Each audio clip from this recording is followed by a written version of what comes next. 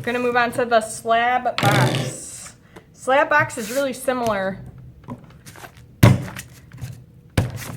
to the mug or planter. All right, so I wanna wedge my clay. I'm gonna keep my clay in my hand.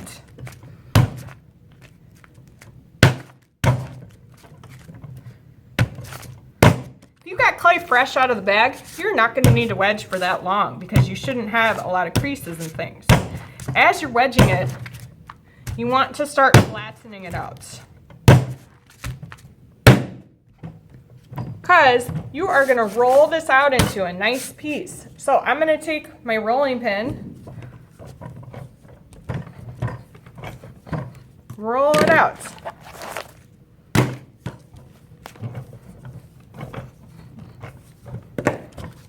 And I'm trying to make it so that it's long so that I have a lot that I can cut out from. I want the clay to be same thickness, more or less all the way around. So it should be nice and consistent.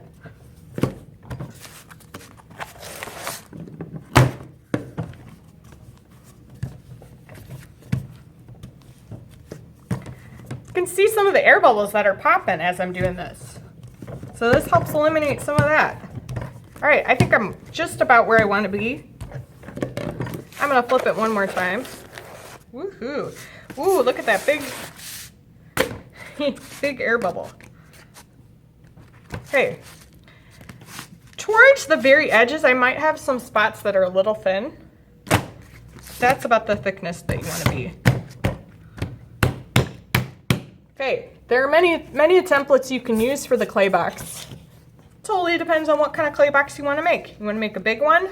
You can do 4 sides. Actually, it would be 1, 2, 3, 4, and then a top out of this kind of rectangle. Let's say you want a perfect square. Do it out of this square.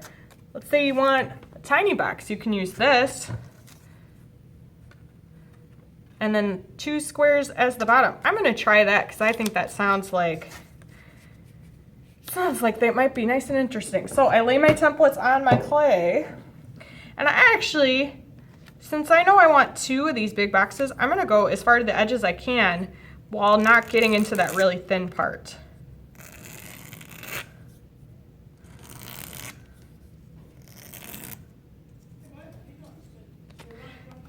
All right, now I'm going to lay another square. Maybe I can go right up to that edge. That would be pretty nice.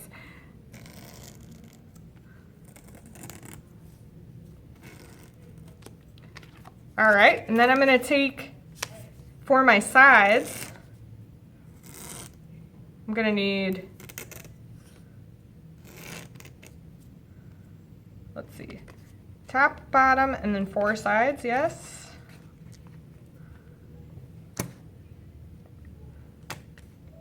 Maybe I can get a side right here.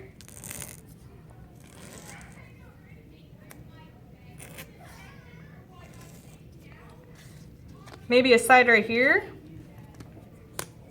Ooh, maybe I can go up to this edge too. Hey, by the way, it's passing period right now, so you might hear some lovely students walking by in the hallway. Yeah, I can get one right here. I think this is pretty rare that I got all of my pieces cut out in one in one piece of clay. I don't know if you're gonna be able to do that. Ooh, this one's not looking too hot. Let's see.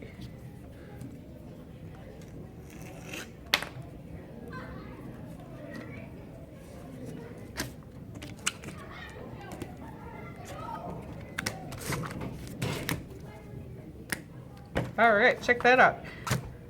This is my bottom. Woohoo! And these are my sides.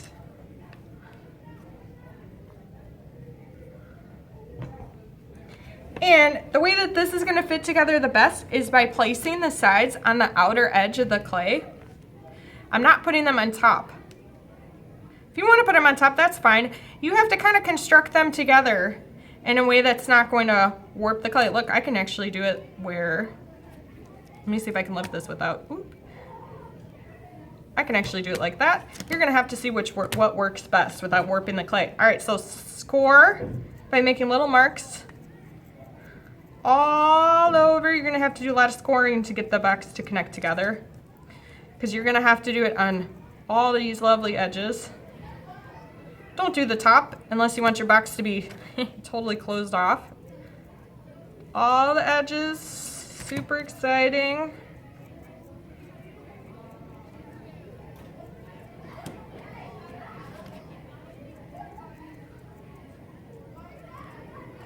All right, now I'm gonna get some slip. Slip is in the big green tub that's by the sink. I'm gonna start with the bottom.